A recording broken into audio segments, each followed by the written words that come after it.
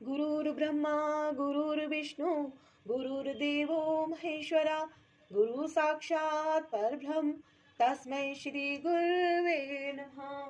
जय गुरुजी, शुक्राना गुरुजी, अनंतम शुक्राना गुरुजी। जय श्री कृष्ण भगवान की। ओम नमो भगवते वासुदेवाय नमः। और मेरी पूरी YouTube फैमिली का भी मैं स्वागत करती हूँ गुरुजी ब्लेसिंग कल्याण कीर्तन चैनल पर। और आज जो हम पाठ करने जा रहे हैं, ये कल तक जो पाठ करा था कि अभी हमारी चेतना कलुषित है, इसके आगे से स्टार्ट कर रहे हैं। और आपसे मैं निवेदन करती हूँ कि अगर आप अभी इस चैनल पर पहली बार आए हैं तो गुरुजी ब्लेसिंग कल्याण कीर्तन चैनल को सब्सक्राइब अवश्य कीजिएगा और वीडियो को पूरा वॉच कीजिएगा। तो स्टार्ट करते हैं। आज ये जब हम भौतिक दृष्टि से कलुषित होते हैं तो हम बद्ध कहलाते हैं। मिथ्या चेतना का प्रकटय इसलिए होता है कि हम अपने आप को प्रकृति का प्रतिफल उत्पाद मान बैठते हैं। यह मिथ्या अहंकार है। जो व्यक्ति देहात्मक बुद्धि में लीन रहता है वह अपनी स्थिति स्वरूप को नहीं समझ पाता। भगवद गीता का प्रवचन देहात्म बुद्धि से मनुष्य को मुक्त करने के लिए ही हुआ था और भगवान से यह सूचना प्राप्त करने के लिए ही अर्जुन ने अपने आप को इस अवस्था में उपस्थित किया था। व्यक्ति को देहात्मक बुद्धि से मुक्त होना चाहिए। अध्यात्मवादी के लिए प्रारंभिक कर्म कार्य यही है। जो बंधनों से छूटना चाहता है, जो मुक्त होना चाहता है, उसे सर्वप्रथम यह जान लेना होगा कि वह यह शरीर नहीं है। मुक्ति का अर्थ है इस भौतिक जगत की कलुषित चेतना से मुक्त होना और शुद्ध चेतना में स्थित होना। भगवत के सारे उपदेशों का मंतव्य इसी शुद्ध चेतना को जागृत करना है। इसलिए हम गीता के अंत में कृष्ण को अर्जुन से यह प्रश्न करते पाते हैं कि वह विशुद्ध चेतना को प्राप्त हुआ या नहीं। शुद्ध चेतना का अर्थ है भगवान के आदेशानुसार कर्म करना। शुद्ध चेतना का यही सार है। भगवान का अंश होने के कारण हम में चेतना पहले से ही रहती है, लेकिन हम में निकृष्ट गुणों द्वारा प्रभावित होने की प्रवृत्ति पाई जाती है। किंतु भगवान परमेश्वर होने के कारण कभी प्रभावित नहीं होते। परमेश्वर तथा शुद्ध जीवों में यही अंतर है। यह चेतना क्या है? यह चेतना है मैं हूँ। तो फिर मैं हूँ क्या है? कलुषित चेतना में मैं हूँ का अर्थ है कि मैं सर्वे सर्वा हूँ, मैं ही भोगता हूँ। यह संसार चलायमान है क्योंकि प्रत्येक जीव यही सोचता है कि वही इस भौतिक जगत का स्वामी तथा सृष्टा है। भौतिक चेतना के दो मनोमय विभाग हैं। एक के अनुसार मैं ही सृष्टा हूँ और दूसरे के अनुसार मैं ही भोगता हूँ। लेकिन वास्तव में परमेश्वर सृष्टा तथा भोक्ता दोनों है और परमेश्वर का अंश होने के कारण जीव ना तो सृष्टा है ना ही भोक्ता। वह मात्र सहयोगी है। वह सृजित तथा भुक्त है। उदाहरण, मशीन का कोई एक पुर्जा संपूर्ण मशीन के साथ सहयोग करता है। इस प्रकार शरीर का कोई एक अंग पूरे शरीर के साथ सहयोग करता है। हाथ, पांव, आंखें आदि शरीर के अंग हैं, लेकिन ये वास्तविक भोक्ता नहीं है। भोक्ता तो उधर पेट है, पांव चलते हैं, हाथ भोजन देते हैं, दांत चबाते हैं और शरीर के सारे अंग उदर को तुष्ट करने में लगे रहते हैं, क्योंकि उदर ही प्रधान कारक है जो शरीर रूपी संगठन का पोषण करता है। अतएव सारी वस्तुएं उदर को दी जाती हैं। जिस प्रकार जड़ को सींच कर वृक्ष का पोषण किया जाता है, उसी तरह उदर का भरण पोषण करके शरीर का पोषण किया जाता है।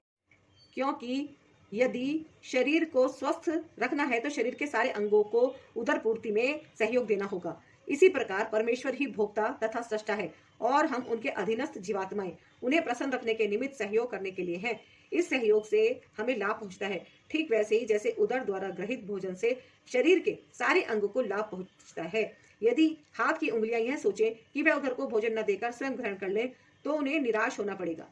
सृजन तथा भोग के केंद्र बिंदु परमेश्वर हैं और सारे जीव उनके सहयोगी हैं। सहयोग के द्वारा वे भोग करते हैं। यह संबंध स्वामी तथा दास जैसा है। यदि स्वामी पूर्णतया तुष्ट रहता है तो दास भी तुष्ट रहता है। इसी प्रकार परमेश्वर को तुष्ट रखना चाहिए। यद्यपि जीवों में भी सृष्टा बनने तथा भौतिक जगत का भोग करने की प्रवृत्ति होती है, क्योंकि इस दृश्य जगत के सृष्टा परमेश्वर में ये प्रवृत्तियां हैं।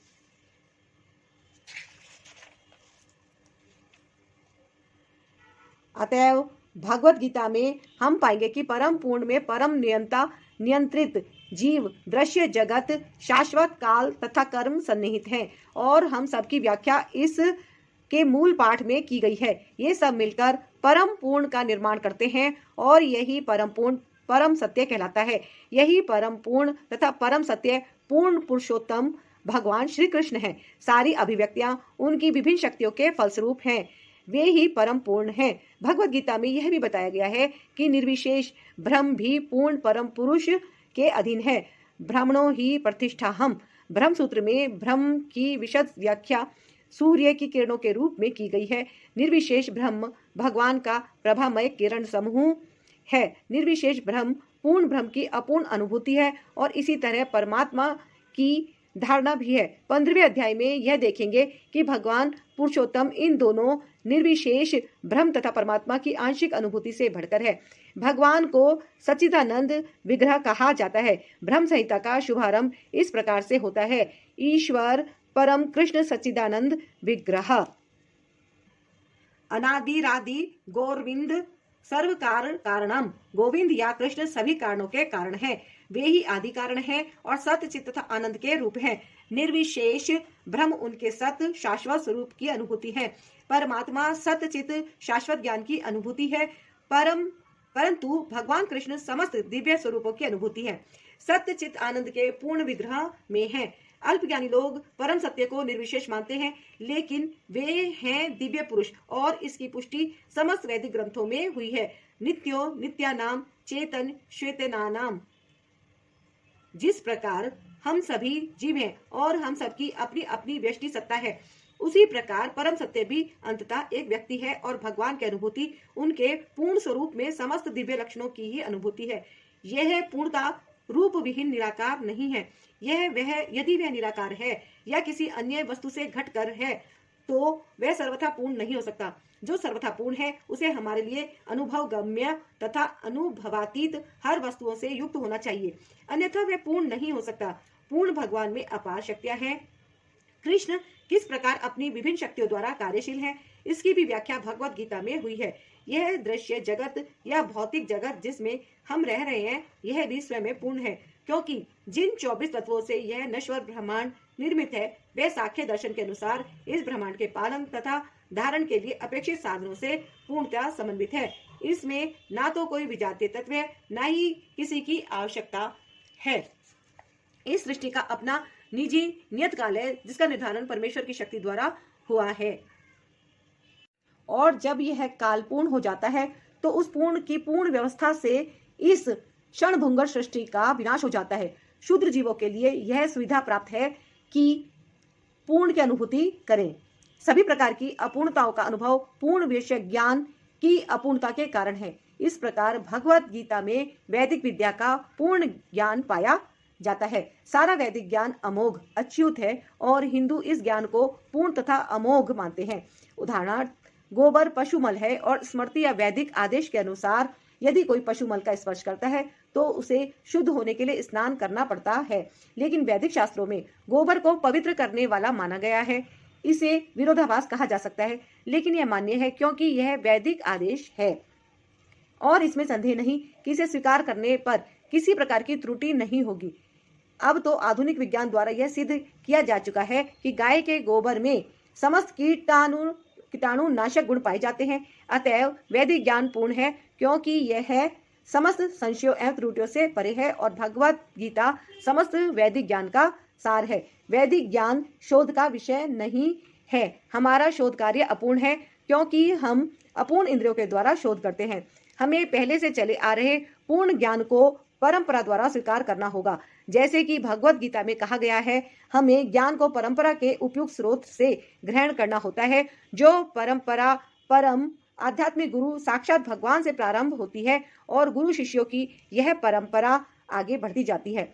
छात्र के रूप में अर्जुन भगवान कृष्ण से शिक्षा ग्रहण करता है और उनका विरोध किए बिना वह कृष्ण की सारी बातें स्वीकार कर लेता है। किसी को भगवत गीता के एक अंश को स्वीकार करने और दूसरे अंश को अस्वीकार करने की अनुमति नहीं दी जाती है। हमें भगवत गीता को बिना किसी प्रकार की टीका टिप्पणी, बिना घटाए बढ़ाए तथा विषय वस्तु में बिना किसी मनोकल्पना के स्वीकार करना चाहिए। गीता को वैदिक ज्ञान की सर्वाधिक पूर्ण प्रस्तुति समझना चाहिए। वैदिक ज्ञान दिव्य स्रोतों से प्राप्त होता है और स्वयं भगवान ने पहला प्रवचन किया था। भगवान द्वारा कहे गए शब्द अपरोक्षेय कहलाते हैं, जिसका अर्थ है कि वे 4 दोषों से युक्त संसारी व्यक्ति द्वारा कहे गए शब्दों से भिन्न होते हैं। संसारी पुरुष के दोष हैं, वह त्रुटियां अवश्य करता है, वह अनिवार्य रूप से मोहग्रस्त होता है, उसमें अन्यों को धोखा देने की प्रवृत्ति होती है तथा वह अपूर्ण इंद्रियों के कारण सीमित होता है। इन 4 दोषों के कारण मनुष्य सर्वव्यापी ज्ञान विषयक पूर्ण सूचना नहीं दे पाता। ऐसे दोषपूर्ण व्यक्तियों द्वारा वैदिक ज्ञान प्रदान नहीं किया जाता। इसे पहल प्रथम सृष्ट जीव ब्रह्म के हृदय में प्रदान किया गया। फिर ब्रह्म ने इस ज्ञान को अपने पुत्रों तथा शिष्यों को उसी रूप में प्रदान किया जिस रूप में उन्हें भगवान से प्राप्त हुआ था। भगवान पूर्ण है और उनका प्रकृति के नियमों के वशीभूत होने का प्रश्न ही नहीं उठता। अतः मनुष्य में इतना समझने की बुद्धि तो होनी ही चाहिए कि भगवान ही इस ब्रह्मांड की सारी वस्तुओं के एकमात्र स्वामी है। वे ही आदि सृष्टा तथा ब्रह्मा के भी सृजन करता है। 11वें अध्याय में भगवान को प्रपितामह के रूप में संबोधित किया गया है, क्योंकि ब्रह्म को पितामह कहकर संबोधित किया गया है और वे तो इन पितामह के भी सृष्टा है। अतः किसी को अपने आप को किसी भी वस्तु का स्वामी होने का दावा नहीं करना चाहिए। उसे केवल उन्हीं वस्तुओं को स्वीकार करना चाहिए जिन्हें उसके प्रोक्षण के लिए भगवान ने हिस्से में दी है। भगवान द्वारा हमारे हिस्से में लिए रखी गई वस्तुओं को किस तरह काम में लाया जाए, इसके अनेक उदाहरण प्राप्त हैं। इसकी भी व्याख्या भगवत गीता में हुई है। प्रारंभ में अर्जुन ने निश्चय किया था कि वह कुरुक्षेत्र के युद्ध में नहीं लड़ेगा। यह उसका अपना निर्णय था। अर्जुन ने भगवान से कहा कि वह अपने ही संबंधियों को मारकर राज्य का भोग नहीं करना चाहता। यह निर्णय शरीर पर आधारित था, क्योंकि वह अपने आप को शरीर मान रहा था और अपने भाइयों, भतीजों, सालों, पितामहों आदि को अपने शारीरिक संबंध या विस्तार के रूप में ले रहा था। अतः वह अपनी शारीरिक आवश्यकताओं को तुष्ट करना चाह रहा था। भगवान ने भगवत गीता का प्रवचन इस दृष्टिकोण को बदलने के लिए ही किया और अंत में अर्जुन भगवान के आदेशानुसार युद्ध करने का निश्चय करते हुए कहते हैं, करिष्ये वचनम त्व, मैं आपके वचन के अनुसार ही करूंगा। इस संसार में मनुष्य बिल्लियों तथा कुत्तों के समान लड़ने के लिए नहीं है। मनुष्य को मनुष्य जीवन की महत्ता समझकर सामान्य पशुओं की भांति आचरण करना बंद कर देना चाहिए। मनुष्य को अपने जीवन के उद्देश्य को समझना चाहिए और इसका निर्देश सभी वैदिक ग्रंथों में दिया गया है, जिसका सार भगवत गीता में मिलता है। वैदिक ग्रंथ मनुष्य के लिए हैं, पशुओं के लिए नहीं। एक पशु दूसरे पशु का वध करे तो कोई पाप नहीं लगता, लेकिन यदि मनुष्य अपनी अनियंत्रित स्वदेंद्रियों की तुष्टि के लिए पशु वध करता है तो वह प्रकृति के नियम को तोड़ने के लिए उत्तरदायी है। भगवत गीता में स्पष्ट रूप से प्रकृति के गुणों के अनुसार 3 प्रकार के कर्मों का उल्लेख है, सात्विक कर्म, राजसिक कर्म तथा तामसिक कर्म। इस प्रकार आहार के भी 3 भेद हैं, सात्विक आहार, राजसिक आहार तथा तामसिक आहार। इन सब का विशद वर्णन हुआ है और यदि हम भगवत गीता के उपदेशों का ठीक से उपयोग करें तो हमारा संपूर्ण जीवन शुद्ध हो जाए और अंततः हम अपने गंतव्य को प्राप्त कर सकेंगे, जो इस भौतिक अवकाश से परे है। यह गंतव्य सनातन आकाश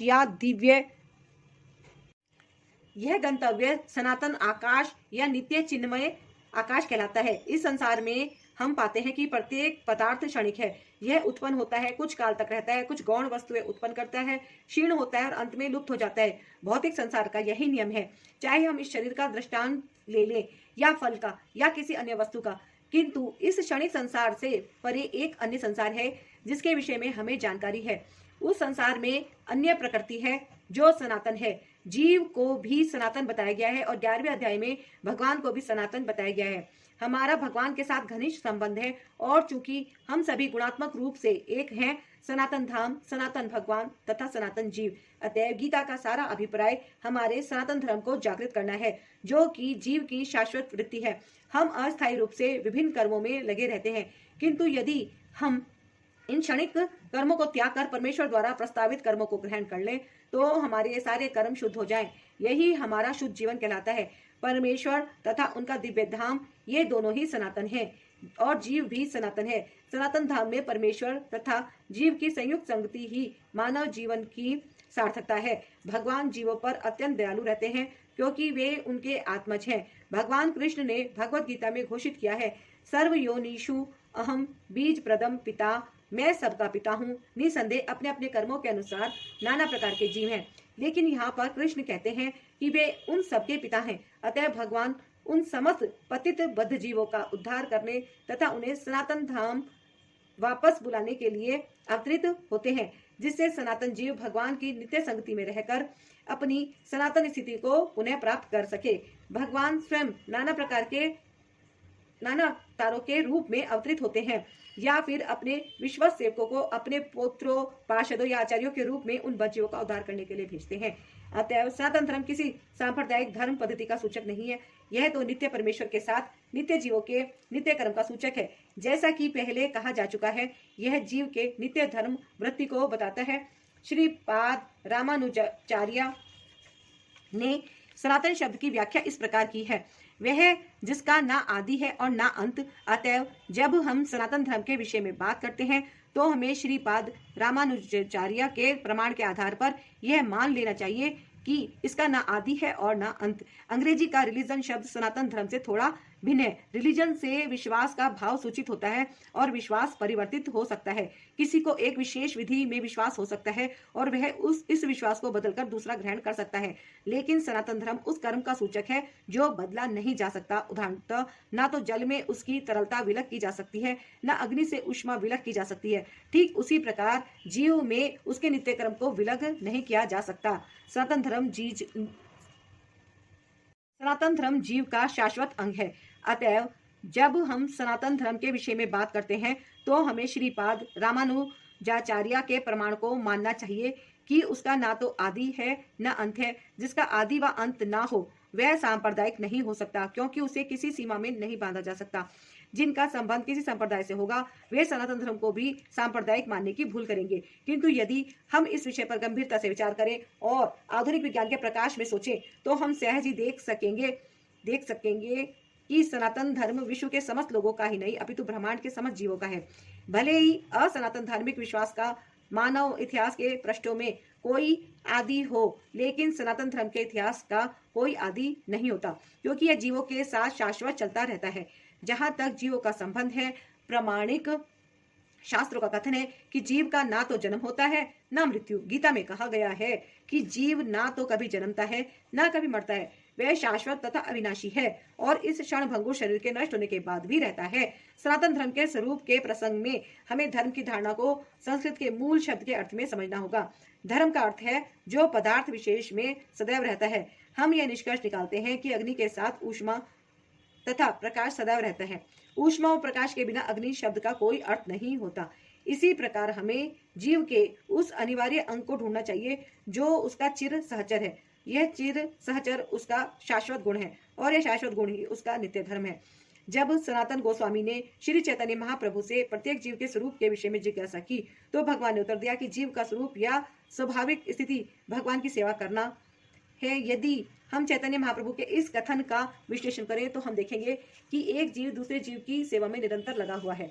एक जीव दूसरे जीव की सेवा कई रूपों में करता है। ऐसा करके जीव जीवन का भोग करता है। निम्न पशु मनुष्य की सेवा करते हैं, जैसे सेवक अपने स्वामी की सेवा करता है। एक व्यक्ति अपने स्वामी ब की सेवा करता है, ब अपने स्वामी स की, स अपने स्वामी द की। इस प्रकार हम देखते हैं कि एक मित्र दूसरे मित्र की सेवा करता है, माता पुत्र की सेवा करती है, पत्नी पति की सेवा करती है, पति पत्नी की सेवा करता है। यदि हम इसी भावना से खोज करते चलें तो पाएंगे कि समाज में ऐसा एक भी अपवाद नहीं है जिसमें कोई जीव सेवा में ना लगा हो। एक राजनेता जनता के समक्ष अपना घोषणा पत्र प्रस्तुत करता है ताकि उनको उसकी सेवा करने की क्षमता के विषय में विश्वास दिला सके।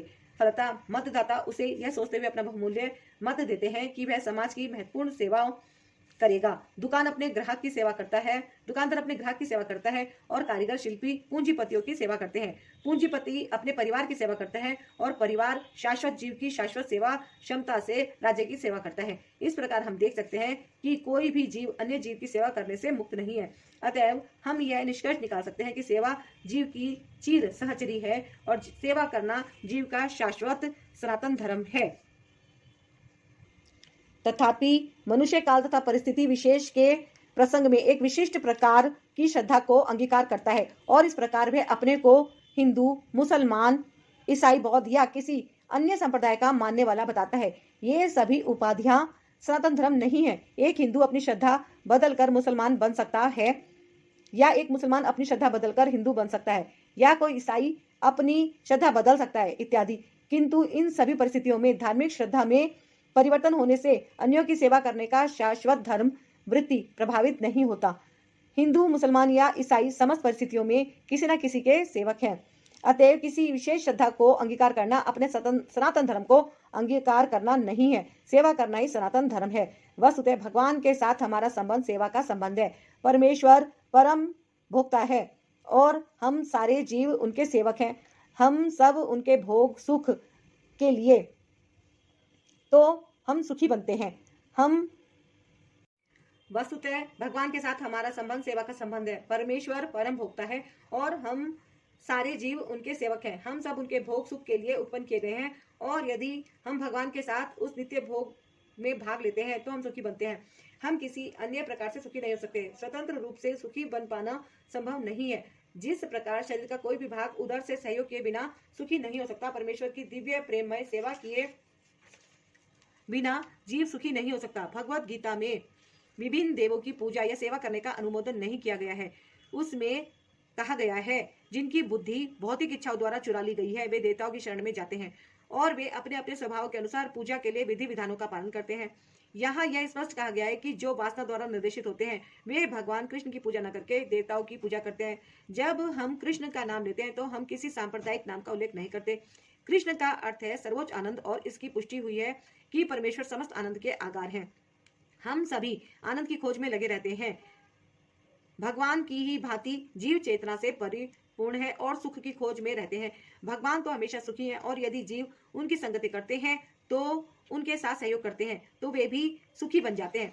भगवान इस मृत्यु लोक में सुख से पूर्ण अपनी वृंदावन लीलाएं प्रदर्शित करने के लिए अवतरित होते हैं।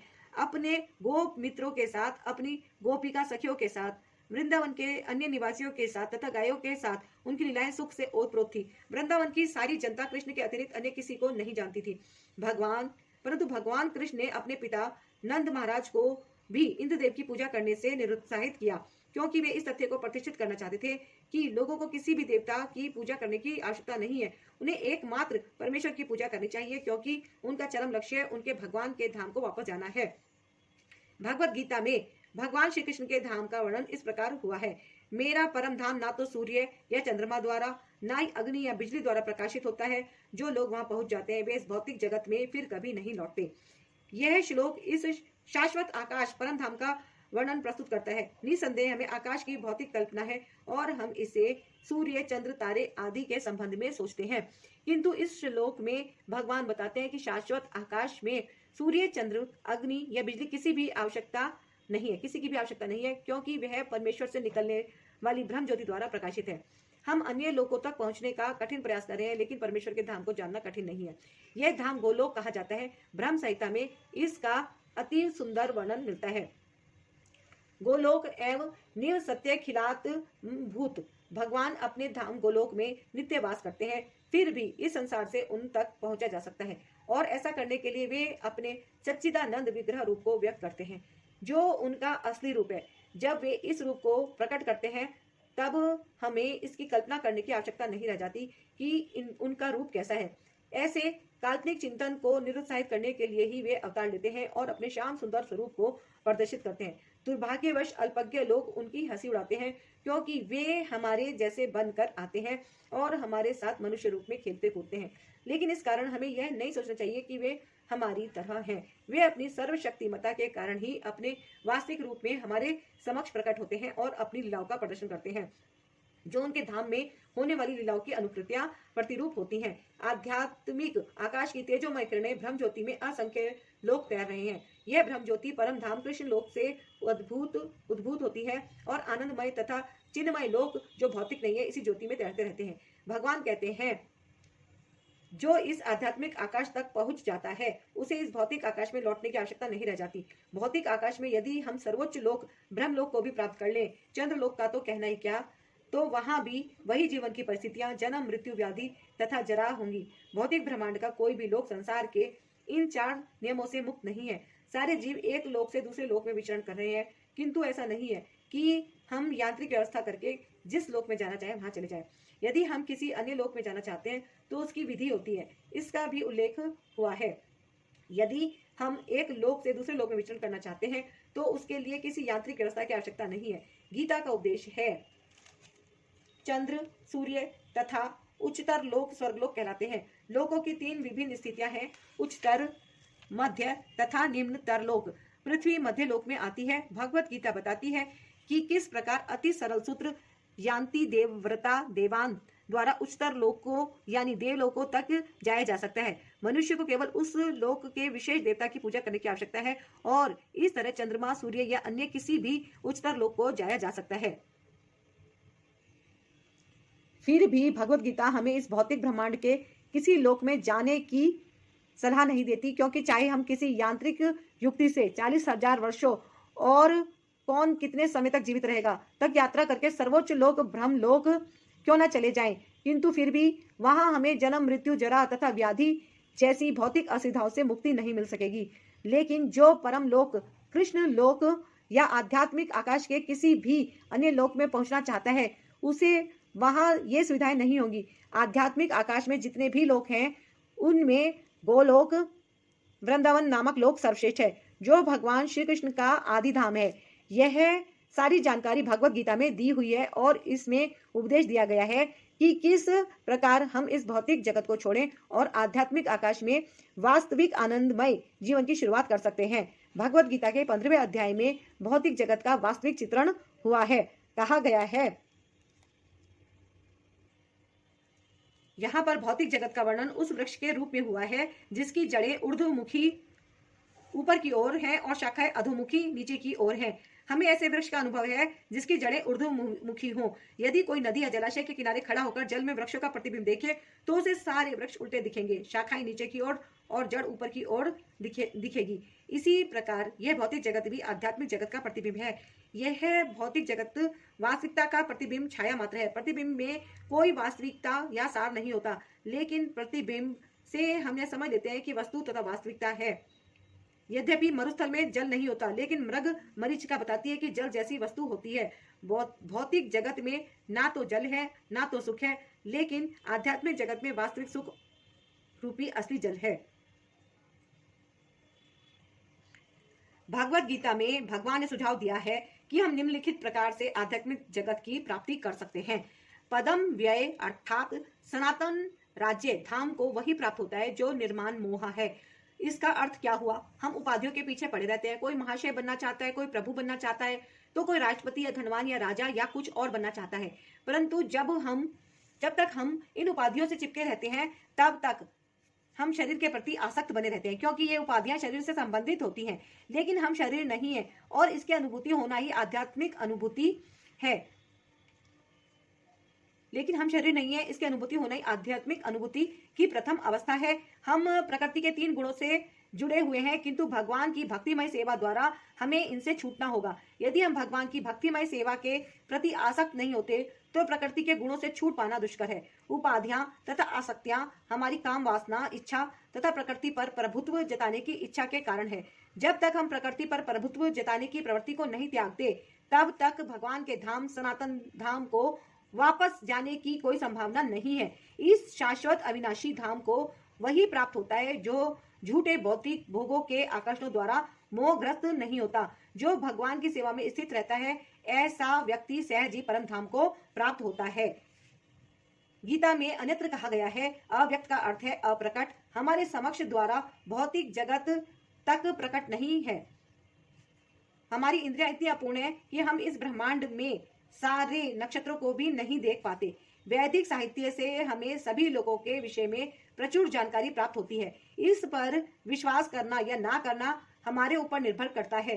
वैदिक ग्रंथों में विशेषतः श्रीमद् भागवतम में सभी महत्वपूर्ण लोकों का वर्णन है। इस भौतिक आकाश से परे आध्यात्मिक जगत है जो अव्यक्त या अप्रकट कहलाता है। व्यक्ति को भगवत धाम की ही कामना तथा लालसा करनी चाहिए, क्योंकि जब उसको इस धाम की प्राप्ति हो जाती है तब उसको वहां से फिर इस जगत में लौटना नहीं पड़ता। इसके बाद प्रश्न पूछा जा सकता है कि उस भगवत धाम तक कैसे पहुंचा जाता है। इसकी सूचना भगवत गीता के 8वें अध्याय में 8.5 इस तरह दी गई है।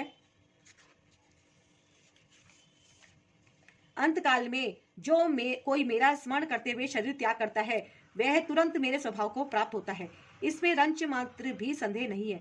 जो व्यक्ति मृत्यु के समय कृष्ण का चिंतन करता है वह कृष्ण को प्राप्त होता है। मनुष्य को चाहिए कि वह कृष्ण के स्वरूप का स्मरण करे, और यदि इस रूप का चिंतन करते हुए वह मर जाता है तो वह निश्चित ही भगवत धाम को प्राप्त होता है। मद भावम शब्द परम पुरुष के परम स्वभाव का सूचक है। परम पुरुष सच्चिदानंद विग्रह है, अर्थात उनका स्वरूप शाश्वत ज्ञान तथा आनंद से पूर्ण है।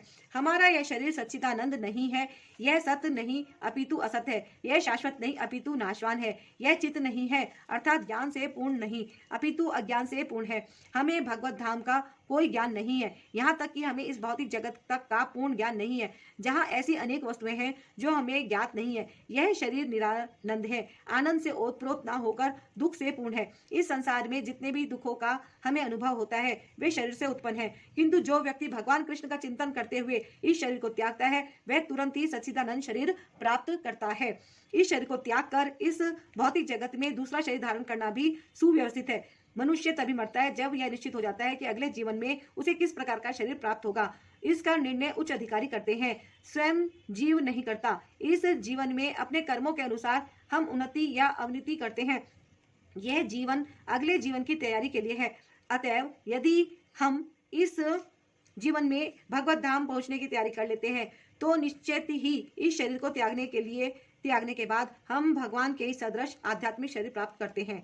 जैसा कि पहले कहा जा चुका है, आध्यात्मवादियों के कई प्रकार हैं, ब्रह्मवादी, परमात्मावादी तथा भक्त। और जैसा कि उल्लेख हो चुका है, ब्रह्म ज्योति आध्यात्मिक आकाश में असंख्य आध्यात्मिक लोक हैं। इन लोगों की संख्या भौतिक जगत के लोगों की संख्या से कहीं अधिक बड़ी है। यह भौतिक जगत संपूर्ण सृष्टि का केवल चतुर्थांश है।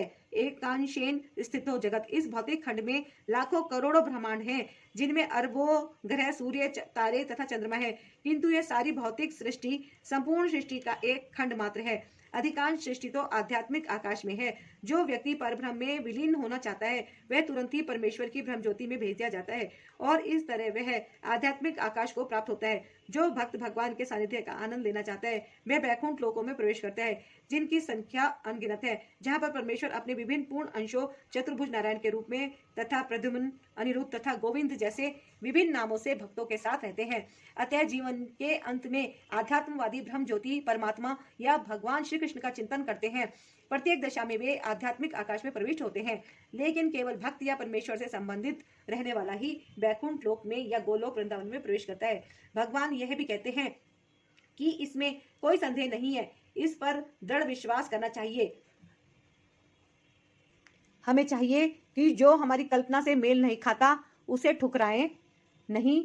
हमारी मनोवृत्ति अर्जुन की सी होनी चाहिए।